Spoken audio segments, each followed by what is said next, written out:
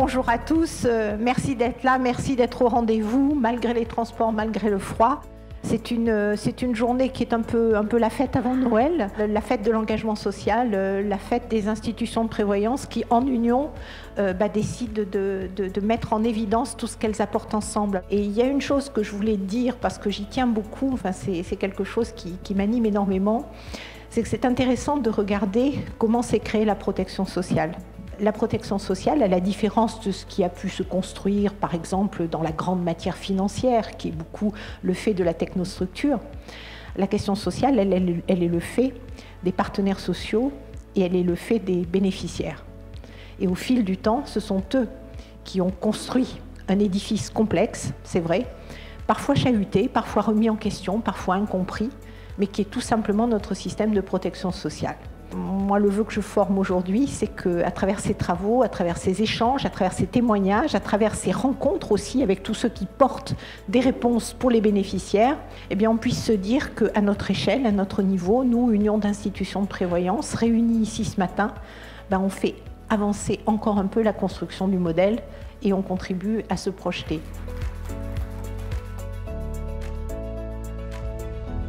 Des journées comme aujourd'hui, comme cette journée collective de l'action sociale, moi je trouve ça extrêmement important parce que ça permet de réunir différents acteurs, des médecins, des mutualistes de la prévoyance, différents instituts, des chercheurs, pour débattre tous ensemble de l'avenir de la protection sociale qui est quand même un enjeu énorme pour notre société. Parce que moi je reste persuadée qu'on avance bien sûr en réfléchissant, mais en réfléchissant avec le terrain et aux côtés des acteurs de terrain.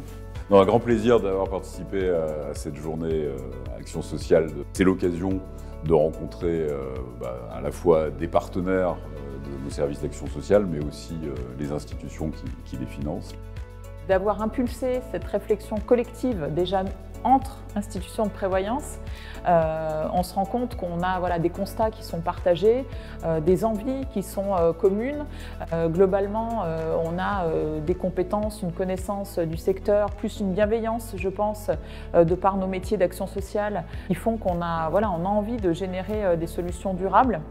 Si on reste chacun dans son couloir, en fait, on ne parviendrait pas à proposer des dispositifs innovants, les expérimenter et s'efforcer d'inventer les réponses de demain. Et je vois dans le genre d'événement que nous avons vécu aujourd'hui, la première brique qui consiste à dire « Ok, quel est de votre point de vue la solidarité ? Quels sont de votre point de vue les enjeux de santé ?» Et puis de confronter ces différents points de vue, de déplacer la division du travail que l'histoire nous a légué pour essayer d'inventer des dispositifs nouveaux.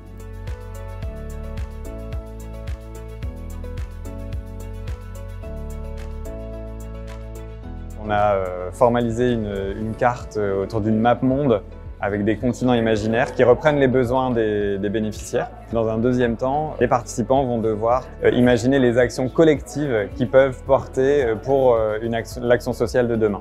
Je pense que l'exercice devrait amener à une cartographie au final qui devrait permettre justement d'engager d'autres réflexions. Parce que la journée, c'est une étape pour créer quelque chose d'autre.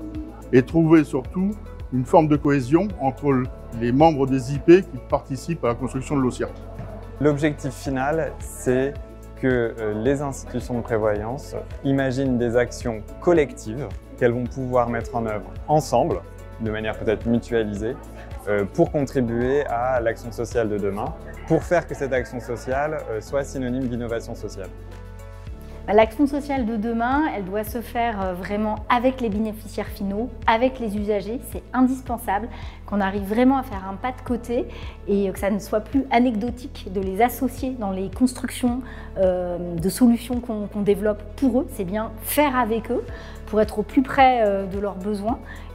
Je pense que le CIRP, c'est-à-dire l'Union des institutions de prévoyance, a réellement un rôle moteur dans l'émergence de ces réflexions et peut-être dans la coordination des réflexions de demain, de par sa casquette à la fois représentante des institutions de prévoyance, des sensibilités employeurs, branches, collectives en tout cas d'une manière générale, et de par sa force d'animation des représentants des différentes institutions de prévoyance.